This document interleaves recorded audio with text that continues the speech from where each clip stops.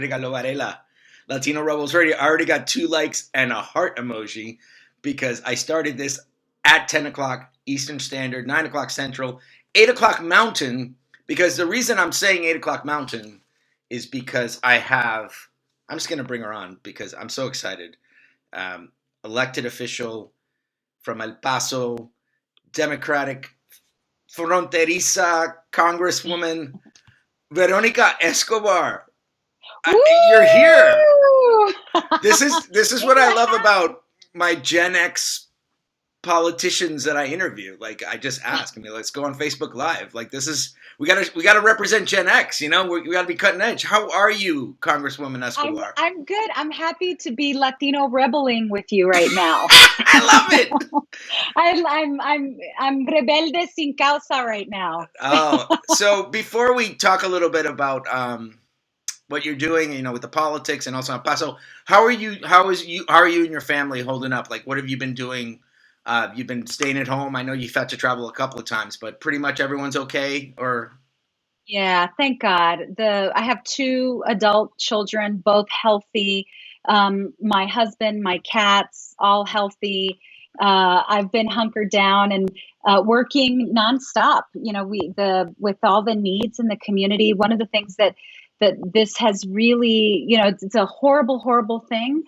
But we've used it as an opportunity to stay connected to the community. So literally, like every hour, every day, I have stakeholder conference calls. So, this morning I spent some time talking to the bankers of small banks to find out how things were going with the PPP program. I talked to all the leaders of the local food pantries, and so every single day we're having these important conversations, and those conversations are actually informing everything that I'm advocating for in each one of these legislative packages. So it's been a lot of work. I'm hunkered down. Been trying to take long walks. I fostered a puppy that followed me home during one of the long walks. So you literally fostered up. Wait. Before, because I was going to ask you about El Paso and everything, but then you just slipped that one in. So I fostered a puppy. So wait a minute. Yeah, it was what wonderful. happened? So, I'm trying to walk as often as possible to get out of the house and get sunshine, especially before it gets too hot. It's already going to be 100 degrees this week in El Paso, like mind blowing. Yeah. But was out with my husband last Sunday, actually the Sunday before last, and this sweet little pup just followed us, and no collar. We took him to the fire department to see if he was microchipped. No microchip. We posted everywhere. I was like walking him 3 times a day, early morning, lunchtime, and then at night to around the neighborhood to see if I found signs, like did everything. Nobody responded. Wow. But he found his forever home. We fostered him for a week. My cats were freaked out. They were like looking out the window, like, what is this savage you brought home? But he's so sweet. That's amazing. So that's a nice little positive. So listen, I want to talk about, before we talk about the politics in the DC, tell me about El Paso, because obviously one of my favorite, like I've told you this already, like it's one of my favorite cities in America. You're a proud fronteriza from El Paso. What's the mood out there? And also, you were telling me before we were talking that there's news. I mean, there was news about the Walmart shooting that I don't think anyone knows nationally. Tell me a little bit about El Paso, about the crisis, and also what you were saying about the Walmart shooting. Yeah. So, El Paso is, as you know, is such an incredible community. People are taking really good care of one another. People are volunteering at the food banks. Folks are taking care of elderly neighbors, checking in on one another, and, doing our best to weather through yet another traumatizing experience in our community. And I think one of the things that doesn't get talked about enough is the impact of the coronavirus on Latino communities.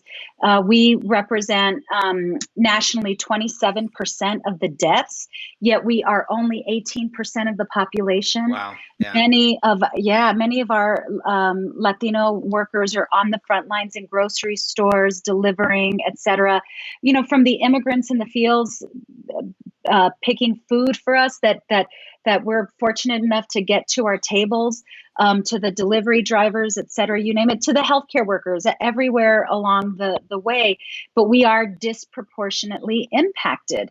And, there's a number of reasons that we can go into for that. But in places like El Paso, it's felt more profoundly because we have a very high rate of uninsured people. So people aren't seeking healthcare help, assistance, because they can't afford it.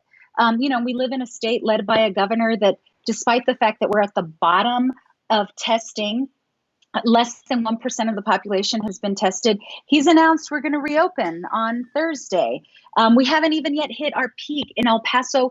We just this weekend had the highest reported number of COVID-19 positive tests, and tests are being rationed. That's just the people lucky enough to get that's tests. the thing. That's you're literally going through this is what I'm telling people. New York was rationing, Massachusetts, like it's just starting to happen to us, and that's the part where I don't get. It's like, it's not like there's a difference here. It's the same pattern about that. And I want to get into that. Right. Yeah, I want to get into that.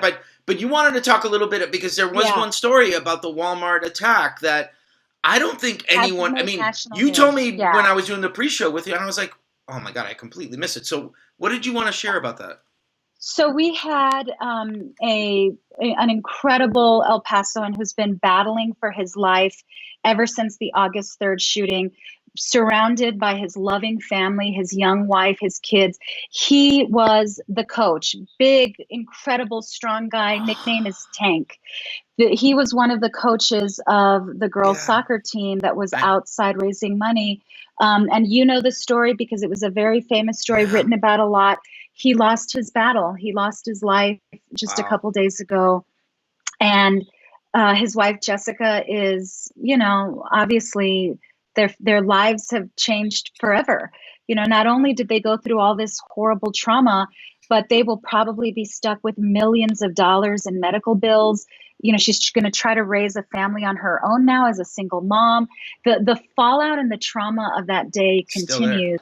Yeah, it's still there. And so, we need to elevate his story. We need to elevate this to remind people of the consequences of hate, remind people of the consequences of racism, the kind of hate and racism that is still coming from the White House, still coming from Stephen Miller, and all of the hateful anti-immigrant policies that fuel violence and give life and comfort to hate.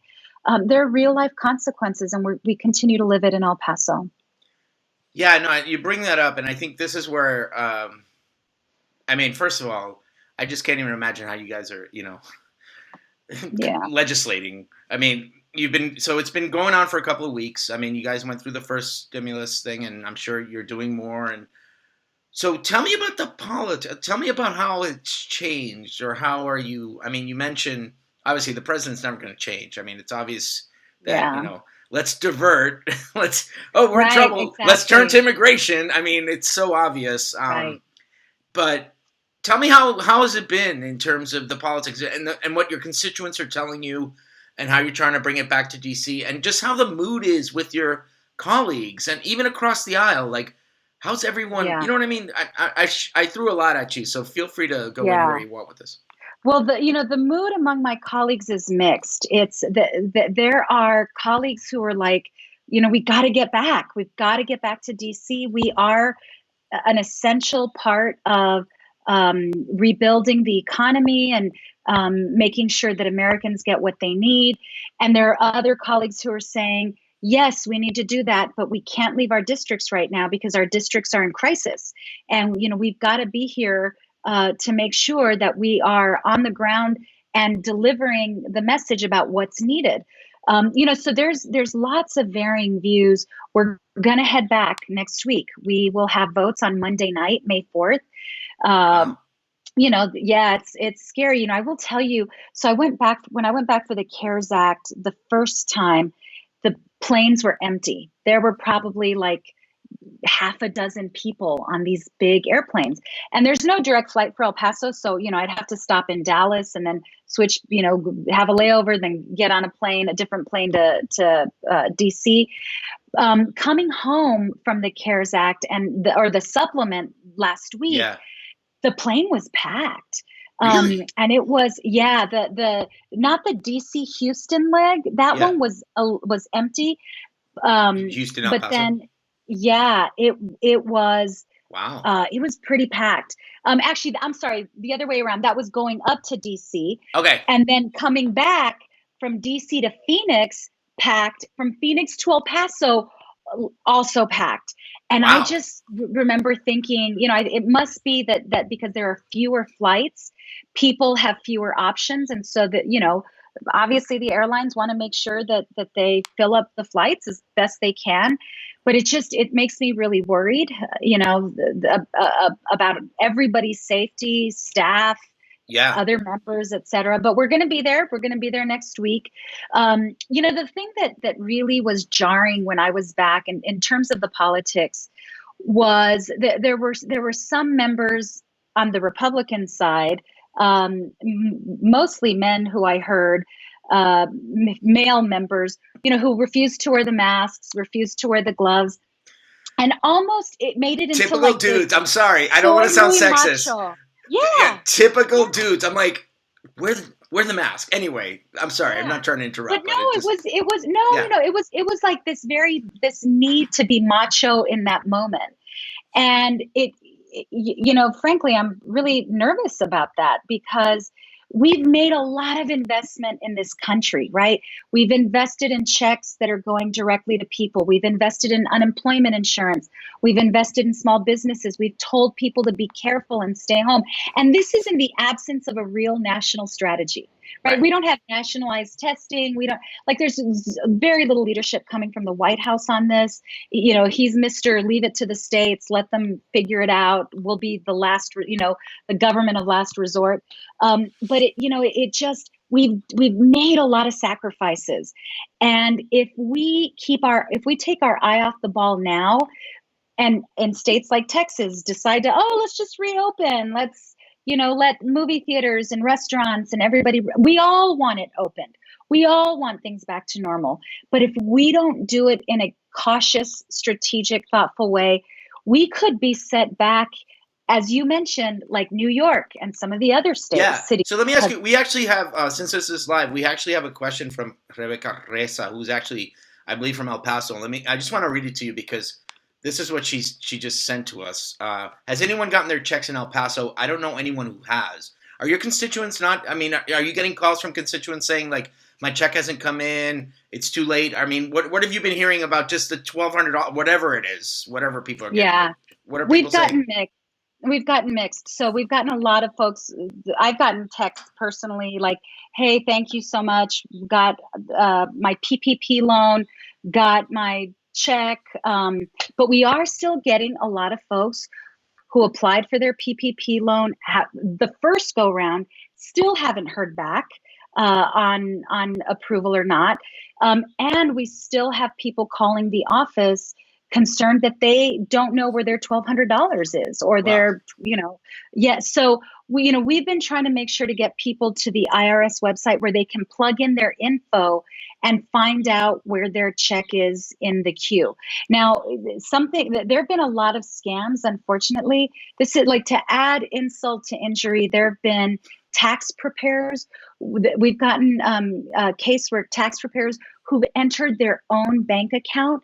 So we've had constituents saying, I went to this tax preparer who told me he was going to help me file my income tax and get my $1,200. I never got it. And then it turns out, as we help investigate, the tax preparer got it. So there are crimes being committed. Wow. It's terrible. So Rebecca, call my office, 541-1400, so that we can help you. This is what I love about Facebook Live. So it was a question that came. I said that I have you. This is what democracy is all about, right? Yeah, absolutely. So let me ask you, getting back to what the next challenges are. I mean, you mentioned Latinos. You mentioned the fact that disproportionately being impacted. the protections. It's happening in essential workers. We talked with Monica Ramirez, who's a friend. She was the former host of Latino Rebels Radio Live. She's, migrant justice women, and talking about farm workers 2 weeks ago about how just that is another issue. What are you saying? What are you or the Congressional Hispanic Caucus trying to prioritize for the Latino community this next go around? Because I still think like there's still a disconnect, and it doesn't help that you have President Miller. It feels, I don't know, but I got this email from the Border Patrol today talking about the wall progress, because that's all I want to know in the middle of a COVID crisis. Wow. It's just, and it, you know what I'm saying? Like, it feels like the dehumanization, the things that you fight for, the things that a lot in the community, it's almost like it's become a strategy to distract. So how do you counter that as a Latina, Tejana, congresswoman and all this? So a couple things, and you're 100% right. And so the Congressional Hispanic Caucus, led by my colleague, Chairman Joaquin Castro, really been sounding the alarms on many issues, including what's happening in meatpacking plants, for example. Those outbreaks, those are many Latino workers. We've sounded the alarm about protecting the undocumented, and the very people who are in the fields, making sure that we get our food, making sure that we get our fruits and vegetables, are the people that were deliberately left out of the stimulus package, because they were specifically stripped out by Senate Republicans who made it a requirement that you have a Social Security number. Even families of mixed status, families with ITIN numbers, for example, left out. And it's all deliberate, right? Because the cruelty is always the point. So we have continued to raise with leadership and with the committees that we've got to get justice, economic justice, for these people who are taking care of us and who are also frontline workers, making sure that Americans are protected. Now, let me tell you something else, Julio. Go ahead. Sorry, go ahead. No, go ahead. So, this is a chill. This is not an MSNBC. This is Veronica, Escobar from her home office. This is great. What do you want to say? I appreciate it.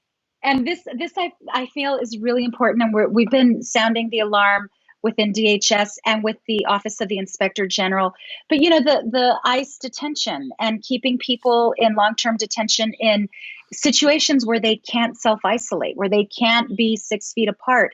What we've discovered recently, and there's going to be a letter that we're going to release soon, and we're going to be circulating and getting signatures, but there's now an outbreak in the El Paso ICE detention facility, and it's because ICE transfers people instead of releasing nonviolent detainees so that they can self-isolate and be, have an ankle monitor or some alternative to detention so that they're waiting safely with their family. That's not happening rapidly enough. It's not happening to the level that it should all over the country. And so they're just shifting people from facility to facility, basically causing more outbreaks. The outbreak in the El Paso ICE facility was caused by ICE. And that they're not just putting migrants at risk, but the agents, all the administrative personnel, the people in immigration court, and then all those people who then go into the community back home to their families. Right. So you have the federal government that has, in many ways, failed the most vulnerable families, but failed all of America. But in addition to that, in many ways, culpable with furthering the spread. That's the whole point. I wrote about. That's what I'm saying. It's like you're furthering the spread. It's time to. This is what I think. It's time to look at everything differently. And I think like anyone that thinks that we're going to be the same country 3 months from now, right? It's like we have to start looking at this. But you had another thing that I wanted you to talk about, because you've also talked about when we talk about Latinos who've been most impacted economically, also from a health perspective, because of all these factors of like no health insurance and no access to high quality care, language issues, immigration, all this is like a perfect storm. Yeah. And you want to talk about mental health too, because I think that's another thing. So what are your constituents saying about that, and just in the community and sort of those hidden impacts in this? Well, and Julio, you may be familiar with this, but our community, the Latino community, um, particularly is stigmatized by mental health. And there's a lot of families who don't talk about mental health and mental illness and the need for self-care when it comes to mental health. I grew up very much in a family, and this the part of it was the generation, but of like, suck it up and tough it out. And Yeah, what's wrong with you? and Mijo, what's right, wrong with you? Like, I'm exactly, like, I'm depressed. I'm sorry. I don't know what right, else to tell you. right. Right? And so we've got people who've been alone, lonely, isolated, and that stress and that loneliness is exacerbated by major economic a major economic crisis, fear of catching the coronavirus and not having the access to healthcare that you need. So the community is in stress, and this is true across the country. It's not just El Paso. It's not just Latino communities. Right. We know that 1 in 5 Americans suffers from mental illness. We know for a fact that 911 calls specifically related to domestic violence have gone up in this country by 35%. Wow. So women and men, children who are stuck in a house with their abuser, are stuck in a house with their abuser, animal abuse, etc. And so we're having a town hall tomorrow, a telephone town hall. We're going to have experts on the line to be able to talk to folks about these situations. Last week, we partnered with Univision for a Spanish language telethon so folks could call anonymously. I think the main message is, if you are suffering, that's not a sign of weakness, and there is help for you. It's different. It's telephonic or it's But Skype, it's something. um, but it's something. And That's we right. want people that in every community, there are resources available, and there's no need to suffer in silence. It is really important that you reach out for help. And so that telephone town hall is with your office, or where can people find out about that tomorrow? Yep. So tomorrow it's at 10:10 in the morning, an odd time, I know, but we will actually call folks to let them know that that it's about to begin, and they stay on the line. And if they if they miss the call, then there's a toll free number that they can call. It's up on my Twitter. It's on my Facebook. It's on, I think, the webpage. So reach out, or they can call my office, 915 Okay. 541 1400. Get the number first thing in the morning. But if you need help, get your phone, and you can actually talk to someone who can walk you through the resources available and the help available. Representative Veronica Escobar, I want to thank you for your time. This was good. You see, Thank you, Julio. this was so different, right? You're my Yeah. first elected official, and what hopefully will be like the 400, 500 shows of Latino Rebels Radio live on Facebook. So when That is awesome. here, let's make a promise. When I someone want a actually, t-shirt now. yeah, exactly. I gotta get your t-shirt. T-shirt. But when I actually have a show somewhere, I'll have you back on. How's that? I want to be your first elected official on that show again. I call dibs. You called dibs. You already got it. You already got it. Thank you so much, Okay, Congresswoman Extra. Bye-bye. Thank you, son. Bye. Oh, my God. That was Congresswoman Veronica Escobar. Just, it was awesome. And thank you guys for being on. Before I go, just want to share a couple of things that we've been doing today on Latino Rebels Radio, on LatinoRebels.com. Sorry. We're still following Ecuador, which I think you guys have known that is that's becoming a really, really tough place. What a surprise. Have you noticed? What do Brazil and the United States have in common? Think about it. Right? Brazil, the place that was told that it was only going to be a flu from Jair Bolsonaro, is pretty much going to become the next global hotspot of this crisis. If you've been following the news out of Brazil the last month, we've been covering it through the Associated Press and other outlets and my contacts in Brazil. It's pretty bad in Brazil too.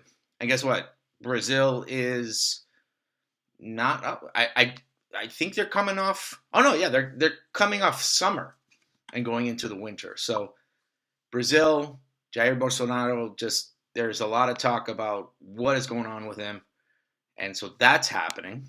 And then the other one I do want to bring up, I don't know if you guys, we did post this, now that's not the one. We did post this one. Let me just get right to it. That's Brazil. This photo. This that happened, a piece by the Associated Press.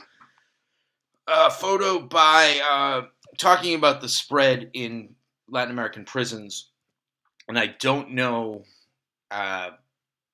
if you guys have seen this photo that was actually shared by the president of El Salvador during a lockdown in the prison looking for killers outside. It was definitely a mano dura type move. Anyone that understands anything about Central America, when you say mano dura, that policy has not really gone that well. But anyway, there's a really good story by the Associated Press as well on Latino Rebels that talks about the situation in prisons in Latin America. And then also sharing one more that came out from UT about Texas voters. Likely, they are definitely, when you talk about Texas, Trump still, according to a poll by the University of Texas that came out on, at least a press release about the University of Texas and the Texas Tribune, that poll that was released, I think, a couple of days ago, Trump has a 5-point lead over Vice President Joe Biden, the presumptive Democratic nominee. You heard me say it before. I don't think Joe Biden is going to be the Democratic nominee when all is said and done. You heard it before. I don't think Joe Biden is going to be the Democratic nominee. But anyway, I just appreciate all these comments. One of the things that I think we have to look as Americans is with this thing, this whatever we're going through, the numbers keep going up, guys. And the White House came up with a press release today that said, oh, we're testing more than anyone in the world. The numbers are still going up. There's no signs of slowing down. And I'm really, really you guys can take it for the people that might be watching here from other parts of the country who might not feel like it's hit. But the same situation, right? New York, Massachusetts, Michigan, Florida. It's moving. It's moving across. Whether you like it or not. You can do whatever you want to say about it. But this really has boiled down to, and someone who's been working on this story for about 6 or 7 weeks, this really all boils down to about massive testing, correct data, and having a mitigation strategy, and being on top of this. And there is no national strategy right now. There really isn't. And you could spin it all you want. You can look at it through your partisan lens, whatever you want to do. But the data's not there, and you can talk to pretty much any scientist, any public health official who's saying that there has to be more of a serious effort at this. We'll see. Because mass testing, it's very simple. We got to test as a country. So anyway, I'm wrapping up the first, I'm wrapping up this first, fourth week. I think this is show 17. Again, I want to thank Congresswoman Escobar for being on. We're going to be on tomorrow night here on Facebook, 10 o'clock. If you're an original fan of Latino Rebels, if you know that we've been around for 9 years, right? And I've seen the comments tonight, guys. We got haters tonight. I love it. I love the fact that the haters showed up because you guys have been saying the same comments 9 years ago when we formed. And guess what? We're still here. So I don't know what you want to do. I'm serious. We're still here. And this is all about sharing other news that you might not be aware of. Because the America that I know is actually a different type of America. So you say what you want, but we appreciate the hate love. We appreciate all the wonderful comments you have posted on this wall today. We've heard them all.